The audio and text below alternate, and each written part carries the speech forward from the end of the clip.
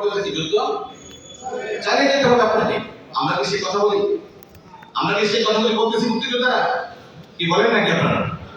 দেশবাজি বন্ধ করতে হবে। আমি একজন সরকারি কর্মকর্তা হয়ে আমি সারা জীবন চেষ্টা করেছি সত্যের পথে থাকার। আমি এই কথাগুলি বলেছি। আমি একটা কবিতা লিখেছিলাম 2017 সালে। আমি কবিতা লিখে শোনাই। 17 সালের কবিতা। এটা কালকে আমাকে একজন দিয়েছে। দেখেন কতটুকু প্রাসঙ্গিক হয়।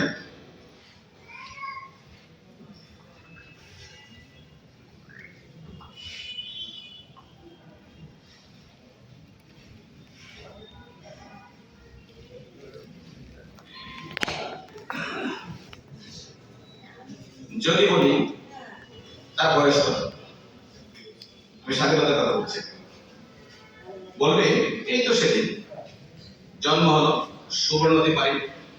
সুবর্ণ মানে কি? সুবর্ণ জয়ন্তী। কত বছর? 50 বছর। যদি বলি তোমার কত, বলবে রজত পেরিয়ে আরো 10 বছর। আমার বয়স হয়তো 30-35। নিজের পক্ষে এই বুঝি শেষ, অপর অনেক বাকি। আচ্ছা বলো, ঔপনিবেশিক ঘর করেছে কদিন? ঔপনিবেশিক কতদিন ছিল? 200 বছর। বললে 1500 বছর হবে, সে তো অনেক দিন। যদি বলি পশ্চিমাদের শাসন শোষণ কতদিন? বললে মাত্র 2 যুগ, সেও তো কবি হবে। যদি বলি স্বাধীনতার গর্ভকাল কতদিন? 9 মাস। বললে শিশুর জন্মের মুহূর্তকাল কম। একটা শিশুর জন্ম হতে যে সময়টা লাগে থাকছে কম, তো নাকি 9 মাসের কমে। আর শিশুর জন্ম কতদিন লাগে? বেশি। বাহ, বেশ বেশ, এত সহজ। আরে না না, 30 লাখের রক্তে মাখা আমার স্বাধীনতা, 2 লাখ মায়ের সংগ্রাম হারা, লজ্জায় মুখ ঢাকা, আরো কত যুদ্ধাহত স্বজন সম্বল হারা, সবার ত্যাগের বিনিময়ে প্রিয় স্বাধীনতা।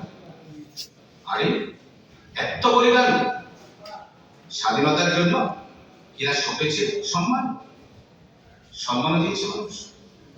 তুমি বড় জানাশোনা, বুদ্ধ নও জানি, ইতিহাসের সাক্ষী কিতাব সবই পড়ছ মানি।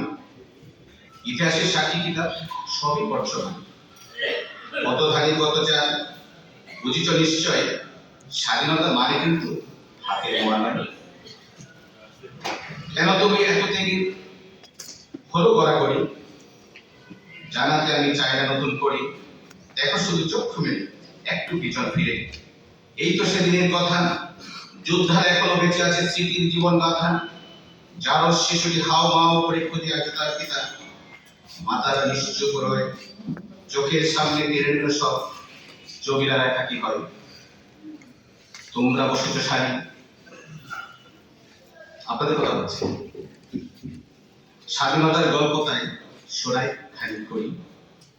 স্বাধীনতা শব্দ এলো 7ই মার্চের পরে, এর আগে স্বাধীনতা উচ্চারণ না করে। দাবি ছিল, দাওয়া ছিল শোষণ বঞ্চনা, করতে হবে এপার হতে চির অবসান। অতঃপর মহান থেকে পেলাম স্বাধীনতা, মুক্তি দিতে তোমার আমার করতে মানবতা। ইতিহাসের নজির হলাম মোরা, ভাষার জন্য জীবন যে দেয় পারি সবই তারা। মাত্র 9 মাস যুদ্ধ করে স্বাধীন হয়েছে যে জাতি, গড়তে কেন লাগবে সময় কয়েক পন্থী? 9 মাসে আমরা স্বাধীন হই, আর 53 বছর আমরা করতে পারি না। শিয়াল শকুন চলে গেছে কয়েক দশক আগে, আজকে কারা ধর করেছে এখন নতুন সাজে।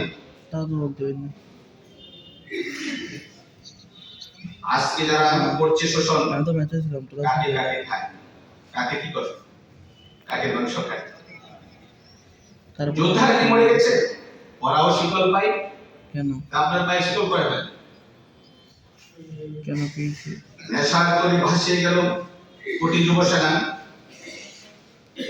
নেশার তরি ভাসিয়ে গেল কোটি যুব সেনা। দুর্নীতির রাহু গ্রাসে থুপড়ে পড়েছে পাড়া। রুখতে হবে, রুদিতে হবে, এখনই সময় তার, নইলে স্বপ্ন স্বাধীনতা ভেস্তে ওঠা। রুদ্ধ করো, মুক্ত করো নব্য হানাদার, নইলে প্রিয় স্বাধীনতা ওই যে সুদূর পার। এই ছিল কবিতা।